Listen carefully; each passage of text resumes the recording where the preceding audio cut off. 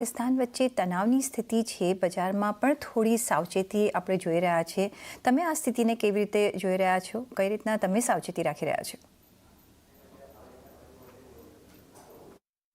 ખાસ કરીને thanks for having me on the show. આનો એ વસ્તુ છે કે ક્લિયરલી ઇન્ડિયાની અત્યારે જે પોઝિશન છે બહુ સ્ટ્રોંગ વિકેટ પર ઇન્ડિયા છે.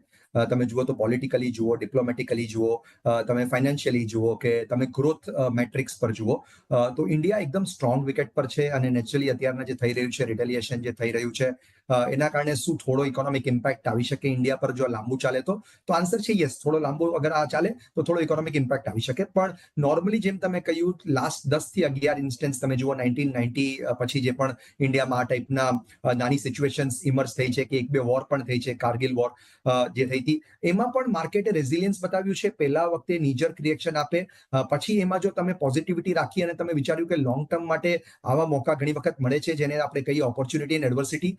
ખરાબ સમય હોય ઘણી વખત તો સારો સ્ટોક્સ બાય કરવાનો સમય હોય. તો જે લોકો અત્યારના ઇન્વેસ્ટ કરશે, એમ નથી કહેતો કે આજને આજ ઇન્વેસ્ટ કરે, પણ નેક્સ્ટ કદાચ 2 અઠવાડિયા 3 અઠવાડિયા યસ વોલેટિલિટી અને અનસર્ટનિટી રહી શકે. એમાં જો ઇન્વેસ્ટ કરવાના તમને સારા મોકા મળે, તમારું એક બાઇંગ લિસ્ટ હોય, તમારે એક સારા સેક્ટર ગોતવાના છે, તો અહીંયાથી 2 થી 3 વર્ષના હોરાઇઝન પર સારું વેલ્થ ક્રિએશન થઈ શકે. કારણ કે માર્કેટ હંમેશા ફાઇનલી મેક્રોઝ અને માઇક્રોઝ પર ડિપેન્ડ કરે છે. શોર્ટ ટર્મ સેન્ટિમેન્ટ જે પણ અત્યારના પ્રિવેલ કરી રહ્યું છે, એને થોડા વખત રહીને માર્કેટ પર ઇગ્નોર કરવાનું ચાલુ કરશે. જી, જ્યારે પણ આવા ટેન્શનના સમય હોય અને જ્યારે વોર લાઇક સિચ્યુએશન હોય, ત્યારે આપણે જોઈ રહ્યા છીએ, જે પેન્ડેમિકમાં પણ આપણે જોયું કે આવી સ્થિતિમાં બજારમાં એક મોટો ઘટાડો તો આવે છે, પણ પોર્ટફોલિયોની આપણે સુરક્ષા કેવી રીતે કરવી જોઈએ? આઈ થિંક તમે તમારું હોરાઇઝન નક્કી કરવાનું છે. ઇક્વિટીઝમાં જ્યારે તમે ઇન્વેસ્ટ કરો છો ત્યારે એ સમજીને જ આપણે કરીએ છીએ કે વોલેટિલિટી અને અનસર્ટનિટી ઘણી વખત માર્કેટમાં આવી શકે. આવી જ એક સિચ્યુએશન છે. નેચરલી આપણામાં ખાસ કહેવાય છે કે ફોકસ ઓન કંટ્રોલેબલ્સ, રાઈટ? આ સિચ્યુએશન આપણા કંટ્રોલમાં નેચરલી નથી. જે આપણે ટ્રમ્પ સાહેબ લગભગ જે 1 મહિના પહેલા બોલતા હતા, 2 એપ્રિલના જે નરેટિવ્સ આવ્યું હતું, એ પણ આપણા કંટ્રોલમાં સિચ્યુએશન નથી. માર્કેટે નીજક રિએક્શન આપ્યું. એના પછી માર્કેટે 7 એપ્રિલ પછી બહુ જ સ્માર્ટ રિકવરી પણ બતાવી. એવી જ રીતે નોર્મલી જ્યારે પણ આવા ઇવેન્ટ્સ થાય છે ત્યારે આપણે ખબર નથી હોતી. એને અનસર્ટનિટી કહેવાય છે, વોલેટિલિટી કહી શકો બીજા વર્ડ્સમાં. પણ એની સાથે સાથે તમારે પોતાની જાત પર કંટ્રોલ કરવાનું છે. તમે એમ કહો કે આજે કદાચ હું પોર્ટફોલિયોને વેચી દઉં અને ફરી વખત બાય કરવા આવું, તો બહુ ઓછી સિચ્યુએશન્સ એવી આવે છે. કારણ કે ઘણી વખત તમે ડિનાયલમાં હો છો કે એકવાર વેચી દીધું પછી પાછું લઈ શકાય કે નહીં, એ બહુ ડિફિકલ્ટ હોય છે. તો મારા હિસાબે સૌથી ઇમ્પોર્ટન્ટ છે અને સૌથી ખાસ છે પેશન્સ. બહુ મોટું ઇન્ગ્રીડિયન્ટ છે ઇન્વેસ્ટિંગનું. તમે શાંત બેઠા રહ્યો, તમે માર્કેટ તમે વોચ કરી શકો છો, પણ મારા હિસાબે ટિકર વોચ નહીં કરો. કારણ કે એ તમને બહુ જ ડરાવશે કે મારો સ્ટોક નીચે જઈ રહ્યો છે, શું હું વેચી નાખું. જો તમારી પાસે અત્યારે નવા પૈસા હોય તો તમે ધીમે ધીમે નેક્સ્ટ 2-3 ટ્રાન્ચ કરો, નેક્સ્ટ 2-3 વીકમાં ધીમે ધીમે બાય કરો. અને જો તમારી પાસે નવા પૈસા ન હોય તો મારા હિસાબે પોર્ટફોલિયોને હોલ્ડ કરવું વધારે કિફાયતી હોય છે. યસ, કોઈકના શોર્ટ ટર્મ કમ્પલ્શન્સ હોય તો અલગ વસ્તુ છે, બટ હું લોંગ ટર્મ નિવેશની કે ઇન્વેસ્ટમેન્ટની જે વાત કરું છું, એમાં આઈ થિંક આવી વોલેટિલિટી તમને દર વર્ષે 2 વર્ષે એકાદ વખત જોવા મળશે. જી, તો ઓફકોર્સ રોજ આપણે ટિકર જોઈને ટેન્શન નથી લેવાનું. મે બી લોંગ ટર્મ હોરાઇઝન હોય તો આ એક નિવેશ કરવાનો એક ઉત્તમ સમય પણ તમારા માટે બની શકે છે.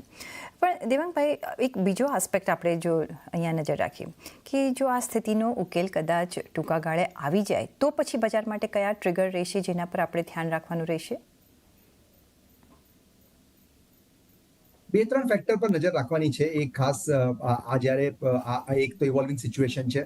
સેકન્ડ ઇવોલ્વિંગ સિચ્યુએશન છે ત્યાં જે ટ્રમ્પના ટેરિફ માટે ઓલરેડી વાતો ચાલે છે, વાટાઘાટો ચાલી રહી છે, અને એમાં જે સેટલમેન્ટ નજીક છે એમ કહેવામાં આવે છે. અને થોડું બધી પાર્ટીઝ થોડું રિલેક્સ કરવા તૈયાર છે, યુએસ હોય કે ચાઇના હોય. યુએસ ઇન્ડિયામાં પણ એક નજીકનો રિશ્તો છે, તો કદાચ જલ્દી થઈ પણ જાય. યુકે સાથે જે આપણે એફટીએ સાઇન કર્યું એ પણ એક પોઝિટિવ છે. પણ યસ, આ છે કે જે ગ્લોબલ વેરિયેબલ્સ છે, જેને કહેવાય ગ્લોબલી જેની પર આપણું ડિપેન્ડન્સ છે જે વસ્તુઓ પર, એક એ કે ગ્લોબલ માર્કેટ અપસેટ થાય તો ઇન્ડિયન માર્કેટ પણ થોડી અપસેટ થઈ શકે. તો એક ગ્લોબલ સંકેતો પર ધ્યાન આપવાનું છે. બીજું સૌથી ઇમ્પોર્ટન્ટ હું હંમેશા કહું છું, market is a slave of earnings. એટલે અત્યારે જે અર્નિંગ સિઝન ચાલુ છે, જેને આપણે કહીએ છીએ રિઝલ્ટ્સ આવે છે ફોર્થ ક્વાર્ટરના અને આખા વર્ષના, એ રિઝલ્ટ્સ પર તમારી આંખ રહેવી બહુ જરૂરી છે. મેનેજમેન્ટ કમેન્ટ્રી પર તમારે કન્ટિન્યુઅસ વોચ રાખવાનું છે કે આ વર્ષે કેવા રિઝલ્ટ્સ આવ્યા, કારણ કે આ ફૂલ યર રિઝલ્ટ્સ પણ છે, અને આવતું વર્ષ કેવું જશે એની પર જો તમારી નજર હોય. અને મેક્રોસ તમે જુઓ તો પોઝિટિવ મેક્રોસ ઘણા છે. ઇન્ફ્લેશન બહુ પોઝિટિવ અત્યારે ઇન્ડિયા માટે થઈ ગયું છે. તમે જુઓ તો ઇન્ટરેસ્ટ રેટ કટ થઈ રહ્યા છે. આરબીઆઈ નો એકોમોડેટિવ સ્ટાન્સ થઈ ગયો છે. આઈ થિંક આ બધા ફેક્ટર્સ પર માર્કેટ નિર્ભર રહેશે. મેક્રો જેને કહેવાય કે ગ્લોબલ અને ઇન્ડિયન મેક્રો, અને ઇન્ડિયન માઇક્રો જે ઇન્ડિયાના અર્નિંગ્સ છે, આ બે વસ્તુ પર માર્કેટ વધુ નિર્ભર રહેશે.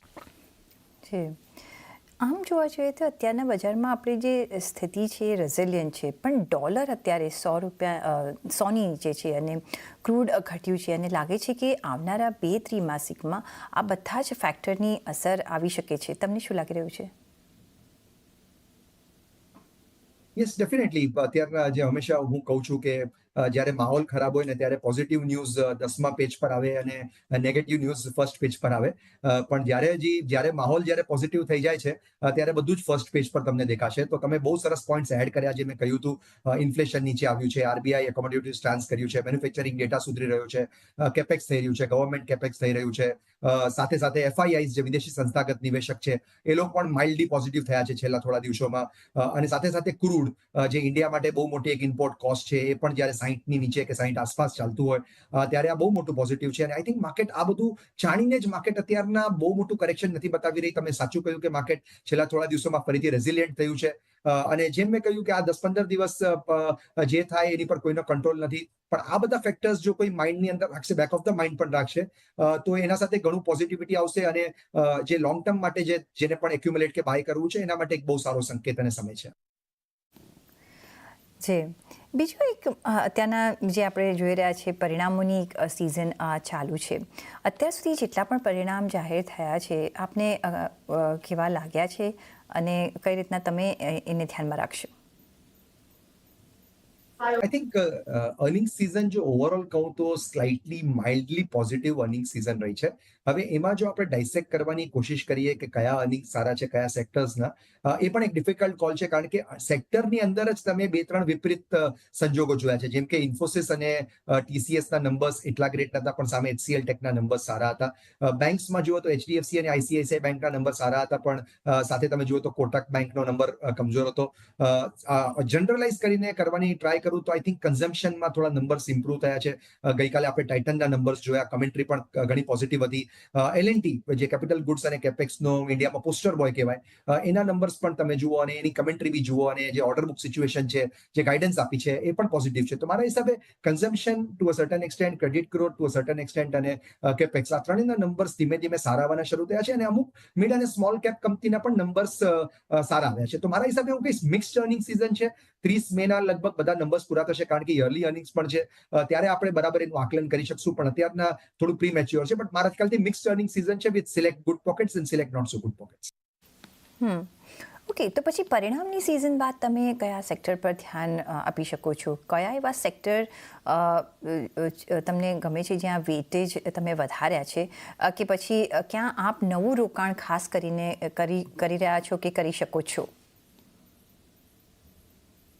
સો સેક્ટર્સમાં ખાસ કરીને જે ગમે છે અને થીમ્સ જે ગમે છે, એમાં અમને ખાસ કરીને હંમેશા અમે વાત કરીએ છીએ મેન્યુફેક્ચરિંગ એક થીમ છે. પ્રિસિશન એન્જિનિયરિંગ કરીને એક જે સેક્ટર કહેવાય, જે ખાસ કરીને હાઈ નીશ ટાઈપનું એન્જિનિયરિંગ કામ કરતું હોય છે રોબોટિક્સ માટે ને એ બધી વસ્તુઓ માટે. એ પણ સેક્ટર અમને અત્યારના ગમે છે, એન્જિનિયરિંગ, મેન્યુફેક્ચરિંગ. કેપિટલ ગુડ્સમાં જે સિલેક્ટ એન્સિલરી કંપનીઝ હોય, પાવર ઓટોમેશન કંપનીઝ હોય, નીશ ફાર્મા કંપનીઝ હોય કે જે એમએનસી ફાર્મા કંપની છે અમુક, એ પણ અમે ગમને છે. ફાઇનાન્શિયલ્સમાં તમે જુઓ તો અમને ડિપોઝિટરીઝ છે, વેલ્થ મેનેજમેન્ટ આઉટફિટ્સ છે, એ કંપનીઝમાં પણ અમને પોઝિટિવિટી લાગે છે. કન્ઝમ્પશનમાં અમે થોડું ડિસ્ક્રિશનરી કન્ઝમ્પશન અને ઓટો પર પોઝિટિવ છે. ડિસ્ક્રિશનરીમાં થોડું અપર એન્ડ લક્ઝરી કન્ઝમ્પશન જેમ કે હોટલ વગેરે છે. ડેફિનેટલી અત્યારના કદાચ શોર્ટ ટર્મ ઇમ્પેક્ટ આવશે નેક્સ્ટ 15 દિવસ મહિનામાં, થોડું ટુરિઝમ જો સફર કરે તો. બટ અધરવાઇઝ આઈ થિંક આ બધા સેક્ટર્સ 2-3 વર્ષનું કોઈનું હોરાઇઝન હોય તો લાંબા ગાળે આમાં નિવેશ કરી શકાય. અને આઈ થિંક સારા એવા વેલ્થ ક્રિએશન ઓપોર્ચ્યુનિટીઝ આમાં ક્રિએટ થઈ શકે. મેન્યુફેક્ચરિંગ, અને એને આપણે ખાસું એવું આપણે જોઈ રહ્યા છીએ કે ઇન્ડિયામાં એને પ્રોત્સાહન આપવામાં આવી રહ્યું છે. કંઈક મેન્યુફેક્ચરિંગ હબ પણ આપણે બનવા માંગીએ છીએ અને એના માટે ઘણી બધી આપણે રિફોર્મ્સ અને જોયા છે. જો મેન્યુફેક્ચરિંગને ડિફેન્સ સાથે જોડવું હોય અને ડિફેન્સમાં મેક ઇન ઇન્ડિયાને આપણે એક અત્યારના ફિલ્ડ પર જોઈ રહ્યા છીએ, અહીં જો આપણે થોડી તેજી પણ આપણે જોઈ છે, પણ વેલ્યુએશન પોઈન્ટ ઓફ વ્યૂ તમને આ એરિયા કેવો લાગે છે? યસ, ડિફેન્સ તમે સાચી વાત કરી છે. ડિફેન્સના સ્ટોક્સ છે, ઇનફેક્ટ ઘણી વખત ડિફેન્સિવ હોય પણ તે એગ્રેસિવ થઈ રહ્યા છે. અને મને બહુ પોઝિટિવ લાગી રહ્યું છે કારણ કે ડિફેન્સ સેક્ટરમાં જેમ તમે કહ્યું મેક ઇન ઇન્ડિયાનો અત્યારના જે પાવર દેખાઈ રહ્યો છે, ઘણા લોકો આને નજરઅંદાજ કરતા હતા થીમને, પણ એક પોઝિટિવ થયું છે. મોસ્ટ ઇમ્પોર્ટન્ટલી હું તમને કહીશ કે પહેલાના ડિફેન્સ સ્ટોક અને અત્યારના ડિફેન્સ સ્ટોકનો ફરક શું છે. બધા સ્ટોક, ઘણા બધા સ્ટોક્સમાં, બધા નહીં પણ ઘણા સ્ટોક્સમાં અર્નિંગ્સ આવી રહ્યા છે, ઘણા સ્ટોક્સમાં કેશ ફ્લોઝ દેખાઈ રહે છે, ઘણા સ્ટોક્સનું કંપનીનું ઓપરેટિંગ લિવરેજ અત્યારના બહુ સ્ટ્રોંગ રહ્યું છે, ઓપરેટિંગ રેશિયો સારા આવી રહ્યા છે. આનાથી પણ ઇમ્પોર્ટન્ટ વાત કહું તો એક્સપોર્ટ્સ પણ ઇન્ડિયા અત્યારના નેબરિંગ અમુક કન્ટ્રીઝને જે અત્યારના એટલી બધી ઇક્વિપ નથી two handle there on manufacturing, એને ઇન્ડિયા એક્સપોર્ટ તરીકે પણ આને એક થીમ તરીકે પેશ કરી શકે છે. મારા હિસાબે યસ, આના ફંડામેન્ટલ્સ પણ સારા છે. ખાલી એક કેરીડ અવે થઈને હું, કારણ કે અત્યારે સિચ્યુએશન એવી છે એટલા માટે હું બાય કરવાનું નથી કહેતો, પણ ઓવરઓલ બી તમે જુઓ તો બહુ બહુ સિલેક્ટિવ રહેવું પડશે. પણ અમુક બિઝનેસીસ એટલા સારા છે કે ઇન્ડિયા જ્યારે એક્સપોર્ટ કરે છે, ઓર્ડર બુક એ લોકોની વધતી જાય છે, એ લોકોના અર્નિંગ સારા છે, તો એ કંપનીઝ પર ડેફિનેટલી તમારું એક મોહર લગાવવી જોઈએ. BFSI સેગમેન્ટ અને એમાં બેન્કિંગ સેક્ટરની વાત કરીએ, એક પ્રિફર્ડ અત્યારના આપણે ઇન્વેસ્ટમેન્ટ એવન્યુ પણ ગણી રહ્યા છે, પણ એના પરિણામ અત્યારના આપણે જોઈએ તો એક મિશ્ર રહ્યા છે. પ્રાઇવેટ બેંકના ફ્રન્ટમાં બેંકના એક સારા પરિણામ હતા, પણ PSUમાં અમુક બેંકમાં સારી તેજી પણ જોવા મળી છે. તો બેન્કિંગનું આખું પિક્ચર જો જોવું હોય તો તમને કેવું લાગે છે અને તમારી પસંદગી ક્યાં પડે છે? બેન્કિંગમાં એટલું જ છે કે ડેફિનેટલી બેંક્સમાં રિટર્ન્સ મળશે કારણ કે બહુ સમય બેંક્સ નથી ચાલી. છેલ્લા ત્રણેક વર્ષ તમે જુઓ તો બેન્કિંગ અને ફાઇનાન્શિયલ સર્વિસીસમાં એક લલ હતું, જ્યારે તમારું કેપિટલ ગુડ્સ કેપેક્સ યુનિવર્સ ચાલ્યું, થોડું ઘણું બીજા કંપનીઝ બી ચાલી હતી. હવે અહીંયાથી જો વ્યૂ બનાવું તો બેંક્સ ડેફિનેટલી સારી લાગે છે.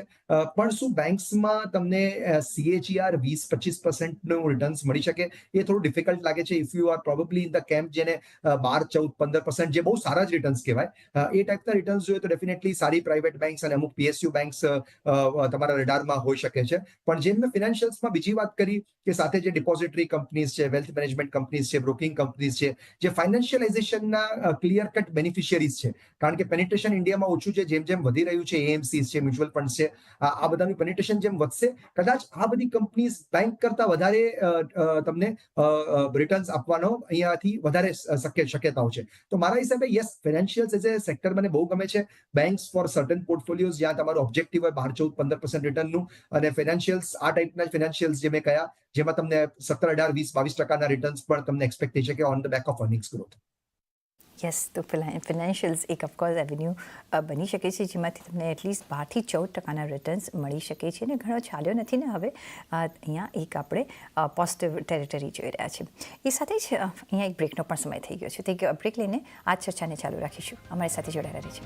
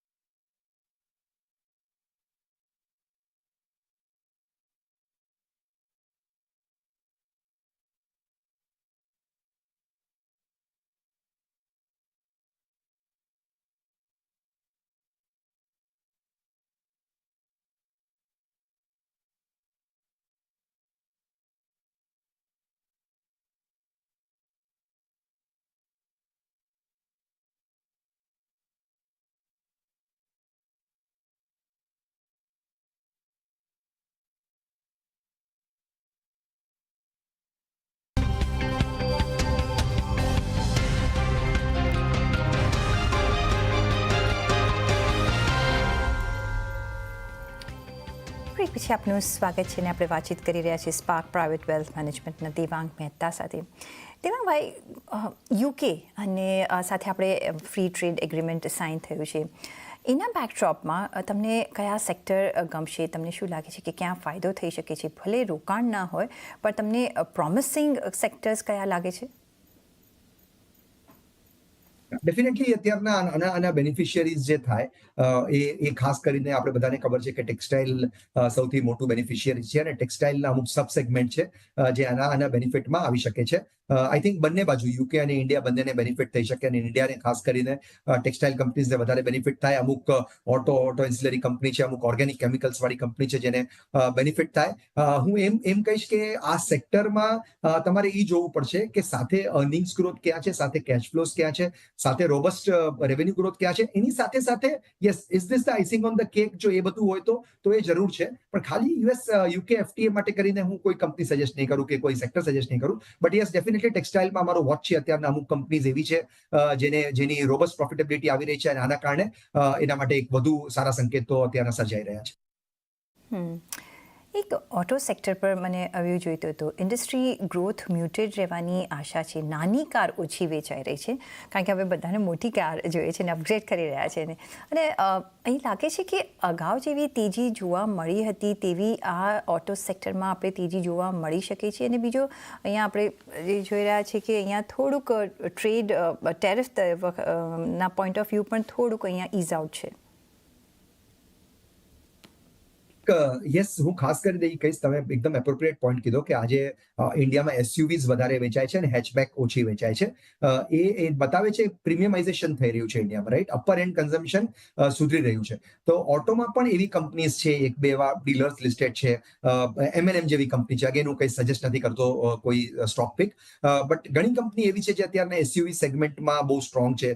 ઘણી કંપની લક્ઝરી સેગમેન્ટમાં પણ અત્યારના ઇમર્જ થઈ રહી છે, જે અપર એન્ડ લક્ઝરી સેગમેન્ટ છે. એની સાથે સાથે મેં કન્ઝમ્પશનનું જે થીમ કીધું એમાં યસ, તમારે જે લક્ઝરી વોચીસ છે, જે hotel high and upper and hotel consumption છે, જેના રૂમના ARR 15 થી 18,000 રૂપિયા એવરેજ રૂમ રેટ છે ઘણી બધી જગ્યાઓના, એ બધા અપર એન્ડ કન્ઝમ્પશનને બેનિફિટ મળી રહ્યો છે કારણ કે એ જે ટોપ ઓફ ધ પિરામિડ જે અત્યારના વેલ્થ ક્રિએશન થઈ રહ્યું છે ઇન્ડિયામાં, નંબર ઓફ મિલિયનર્સ બિલિયનર્સ વધી રહ્યા છે અને એનું કન્ઝમ્પશન વધી રહ્યું છે, એના કારણે આ સેક્ટરને ડેફિનેટલી એક બેનિફિટ મળી શકે છે.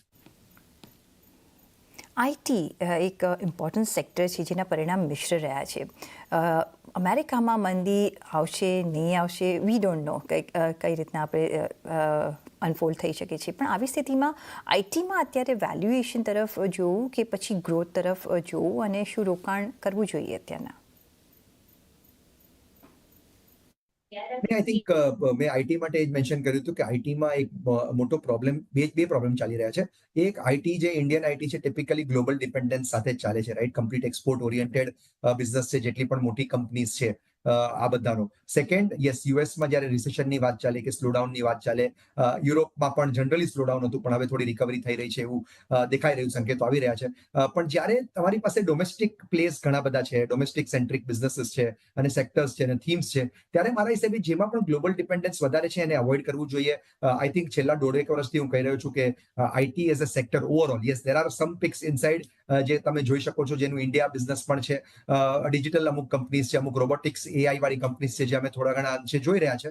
બટ પરફેક્ટલી જે પ્રોપર આઈટી કંપની છે એને આજે પણ તમે 8-10% રિટર્ન જો બનાવવા હોય કોઈને FD પ્લસ રિટર્ન, તો એક કેન્ડિડેટ છે કારણ કે વેલ્યુએશન સસ્તા થયા છે. પણ અધરવાઇઝ હું રિકમેન્ડ નહીં કરું ફોર એની પોર્ટફોલિયો ઇન્વેસ્ટર કે અત્યારના આઈટીમાં ઇન્વેસ્ટ કરે. થોડી ક્લેરિટી આવ્યા પછી મે બી 1-2 ક્વાર્ટર રહીને કદાચ જોઈ શકાય. ઓકે, તો અહીંયા મે બી થોડું આપણે વેઇટ એન્ડ વોચ રાખીશું. પણ ઇન્ફ્રા અને સિમેન્ટ સેક્ટર તમને કેવા લાગે છે? L&Tના પરિણામ આપણે સારા આવતા જોયા છે. બીજી તરફ સિમેન્ટ પ્યોર એક ડોમેસ્ટિક પ્લે છે. અહીંયા આપણે શું મત બની રહ્યો છે? બિકોઝ આપણે આજુબાજુ બધે જ કામ તો ચાલી જ રહ્યું છે. અમે generally infrastructure, capital goods slash cement આ બધા સેક્ટર પર પોઝિટિવ રહ્યા છીએ કારણ કે એકદમ એક તો ડોમેસ્ટિક સ્ટોરી છે. સેકન્ડ, તમે જુઓ તો સિમેન્ટનું કન્ઝમ્પશન બે જગ્યાએથી આવે. એક પેલું real estate, residential real estate, commercial real estate કહી દો, કે પછી તમે ઇન્ફ્રાસ્ટ્રક્ચર પ્રોજેક્ટ્સ કહી દો. આઈ થિંક આ બધા એમ લાગે છે બધા એક સારી સિચ્યુએશનમાં છે. તમે જનરલી રિયલ એસ્ટેટના છેલ્લા 3-4 ક્વાર્ટરના તમે પ્રી સેલ્સ બુકિંગ જુઓ, સેલ્સ જુઓ, એ લોકોની પ્રોફિટેબિલિટી જુઓ, તો બધી રિયલ એસ્ટેટ કંપનીઝ સારું કરી રહી છે. ડિમાન્ડ પણ રિવાઇવ થયું છે અને ઇન્ફ્રાસ્ટ્રક્ચર ડિમાન્ડ પણ રિવાઇવ થયું છે. ગવર્મેન્ટ કેપેક્સ થયું છે, પ્રાઇવેટ કેપેક્સ હજી થોડું ઘણા અંશે બાકી છે. તો સિમેન્ટ માટે અને ઇન્ફ્રાસ્ટ્રક્ચર માટે યસ ડેફિનેટલી સારા સંકેતો છે. જેમ મેં કહ્યું, ડોમેસ્ટિક સ્ટોરીઝ પર અમે ખાસા એવા બુલિશ છે, તો આ સેક્ટર પણ તમે તમારા રેડારમાં રાખી શકો. સાથે એક આપણે કરેક્શન જરૂરથી જોયું છે, તો વેલ્યુએશનની રીતે બજારમાં તમને ક્યાં લાગી રહ્યું છે કે ક્યાં સારી એવી તક બની રહી છે? મિડ કેપ અને સ્મોલ કેપમાં વેલ્યુએશન શું સસ્તા છે? શું તમે અત્યારના નિવેશ કરશો કે શું લાર્જ કેપમાં વેલ્યુએશન અત્યારે યોગ્ય છે? કઈ રીતના અહીંયા તમે ધ્યાન રાખી રહ્યા છો? આઈ થિંક જો માર્કેટ કેપનું એનાલિસિસ આપણે કરીએ તો મારા હિસાબે સૌથી બેસ્ટ ટાઈમ છે આ જનરલી માર્કેટ કેપ એગ્નોસ્ટિક રહેવાનું. એનું કારણ એ છે કે તમે લાર્જ, મિડ અને સ્મોલ જો એમ ક્લાસિફિકેશન કરવા જશો તો ઘણા બધા મેરિટોરિયસ કેન્ડિડેટ્સ જે અત્યારે નવા ઇન્ડિયામાં ગ્રો કરી રહ્યા છે એ તમારા હાથમાં નહીં આવે. શું વેલ્યુએશન્સ મોંઘા હતા સપ્ટેમ્બરમાં? ઇન હાઇન્ડસાઇટ જો આજે કહું તો યસ ડેફિનેટલી વેલ્યુએશન્સ મોંઘા હતા. સો ત્યાં રિઝનેબલ વેલ્યુએશન્સ થયા છે, અત્યારે ઘણા રિઝનેબલ થઈ ગયા છે. અને સાથે સાથે મોટી તકલીફ શું થઈ, અથવા તમને ઘણી વખત ગુડ ન્યૂઝ મળે અથવા ગુડ વેલ્યુએશન્સ ઓર ગુડ પ્રાઇઝીસ મળે. હવે તમને બેડ ન્યૂઝ મળ્યા લગભગ છેલ્લા 3-4-5 મહિનામાં, એના માટે તમને વેલ્યુએશન ખરાબ મળ્યા છે અને પ્રાઇસ પોઈન્ટ ખરાબ મળ્યા છે. એટલે ખરાબ ઇન ધ સેન્સ કે એટલે તમને ગુડ વેલ્યુએશન અને ગુડ પ્રાઇસ પોઈન્ટ મળ્યા છે ટુ બાય. ખાસ કરીને મારા હિસાબે જ્યારે તમને આવું કરેક્શન મળે છે માર્કેટમાં, એ ટાઈમે તમારે લાર્જ, મિડ અને સ્મોલ કરતા મેરિટ ઓફ ધ બિઝનેસ, કયો બિઝનેસ અત્યારે અહીંયાથી કેટલો ગ્રો કરશે એ જોઈને તમે બાય કરશો તો વધારે સારું રહેશે. કારણ કે જો તમે નિફ્ટીનું કન્સ્ટ્રક્શન જુઓ તો રફલી તમે પકડો 32-35% તમને એમાં બેંક્સ મળશે, તમને લગભગ 14-15% આઈટી મળશે, તમને 10-12% રિલાયન્સ મળશે, તમને 8-10% એફએમસીજી મળશે. તો આઈ થિંક તમને બીજા બિઝનેસીસ જે બાય કરવા છે, ઘણા કેપેક્સ ઓરિએન્ટેડ બિઝનેસ કે કન્ઝમ્પશન ઓરિએન્ટેડ, એ ઘણું બધું નિફ્ટીની અંદર નથી. એટલે મારા હિસાબે આ મિડ અને સ્મોલની અંદર આ બધી કંપનીઝ છે, તો ત્યાં તમારે ફૂટહોલ્ડ હોવું બહુ જરૂરી છે. ગોલ્ડ, અહીંયા બધાનો જ ઇન્ટરેસ્ટ છે ને જે રીતના આપણે એના રિટર્ન વાઇઝ જોઈએ તો એક પૂરેપૂરી શાઇન આપણે જોઈ છે. પણ ફ્રોમ યર ઓન તમારો શું મત બની રહ્યો છે? શું પોર્ટફોલિયોમાં અમુક રોકાણ સોના તરફ હજી પણ રાખવું જ જોઈએ? ડેફિનેટલી હું જે મારો હાઉસ વ્યૂ છે, હું બહુ બુલિશ, હું બહુ in fact I am not a expert for gold, પણ જે અમારો વ્યૂ છે અત્યારના, યસ ડેફિનેટલી તમારા બધા પોર્ટફોલિયોઝમાં થોડા હેજ તરીકે ગોલ્ડ હોવું જોઈએ. અને હેજની તો વાત કરું છું, પણ છેલ્લા તમે 3-4 વર્ષમાં રિટર્ન્સ બી જુઓ તો બહુ જ સારા રિટર્ન્સ બન્યા છે. અને જ્યારે જનરલી જીઓપોલિટિકલ અનસર્ટન્ટી હોય, આખા વર્લ્ડમાં આપણે એમ લાગતું હોય કે સિચ્યુએશન સ્લાઇટલી રિસેશન તરફ યુએસમાં જઈ રહી છે, ત્યારે gold is a good Hage. Definitely જે રનઅપ થયું છે અત્યાર સુધી, શું એવું રનઅપ થશે? ડેફિનેટલી એવું રનઅપ નહીં થાય. બટ તમારા શું પોર્ટફોલિયોમાં એક નાનો પાર્ટ, એકદમ નાનું એસેટ એલોકેશનમાં પાર્ટ હોવો જોઈએ, જરૂરી હોવો જોઈએ. બજાર થોડું ડાયનામિક છે અને સ્થિતિ થોડી નાજુક છે. આ સ્થિતિમાં બજારમાં ક્યાંથી દૂર રહેવું જ જોઈએ જેને આપણે અત્યારના ટચ ન જ કરવું જોઈએ? 2-3 વસ્તુ ખાસ ધ્યાન રાખવી જોઈએ. એક, જ્યાં ગ્લોબલ ડિપેન્ડન્સ બહુ છે, જે મેં એકવાર આઈટી સેક્ટર ઓલરેડી મેન્શન કર્યું આજ ઇન્ટરવ્યુમાં. સેકન્ડ, યસ મેટલ્સ, જેમાં અગેન તમારે ચાઇના પર ડિપેન્ડન્સ છે, ગ્લોબલ સંકેતો પર ડિપેન્ડન્સ છે. આ સેક્ટર સ્લાઇટલી જો તમે અવોઇડ કરી શકો તો બેટર રહેશે. જે ગ્લોબલ ડિપેન્ડન્સ વાળા સેક્ટર, એક્સપોર્ટ ઓરિએન્ટેડ, જે બહુ એક્સપોર્ટ કરતા હોય, જેમાં અત્યારે આપણે ખબર નથી કે સિચ્યુએશન શું ઇમર્સ થાય છે, not because of any war like situation, but because અમેરિકામાં અને યુરોપમાં શું થાય છે એ પણ આપણને ખબર નથી. તો મારા હિસાબે એને તમે એક અવોઇડ કરો. સેકન્ડ, ફંડામેન્ટલ્સ બહુ ક્લિયરલી અત્યારના ચેક કરીને, લાસ્ટ 3 વર્ષ બધું જ ચાલ્યું, બહુ સારા રિટર્ન બધાએ બનાવ્યા, પણ હવે રિવર્ટ બેક ટુ ફંડામેન્ટલ્સ. કંપનીઝના અર્નિંગ્સ જુઓ, કંપનીઝના કેશ ફ્લોઝ જુઓ, કંપનીઝનું કોર્પોરેટ ગવર્નન્સ જુઓ, કંપનીના પ્રમોટર્સ જુઓ. આઈ થિંક ઇથિકલ પ્રમોટર્સ હશે અને જનરલી વેલ્થ ક્રિએશન બધા માટે કરવા માંગતા હશે, શેર હોલ્ડર ફ્રેન્ડલી હોય, બધું ડિસ્ક્લોઝર્સ ઇન પોઈન્ટ્સ હોય. આઈ થિંક આ બધું જો તમે સાથે જોશો તો તમારું સ્ટોક પિકિંગ બી શાર્પ થશે અને આઈ થિંક તમારે રાતની ઊંઘ પર સેક્રિફાઈસ નહીં થાય અને લોંગ ટર્મ રિટર્ન સારા બનશે. જી, યસ, રાતની ઊંઘ ઇઝ વેરી ઇમ્પોર્ટન્ટ. તો ઓફકોર્સ આ સેક્ટર્સથી આપણે દૂર જ રહીશું, કારણ કે ઘણા બધા બીજા એવેન્યુઝ છે રોકાણ માટે. પણ ઓન દેટ નોટ, દેવાંગભાઈ, ઘણો આભાર તમારો અમારી સાથે આજે જોડાવા બદલ અને આપના વેલ્યુબલ વ્યૂઝ અમારી સાથે શેર કરવા બદલ. અને સાથે જ મને પણ આપશો રજા. આપણે જોડાયેલા રહીશું CNBC બજાર સાથે. નમસ્કાર.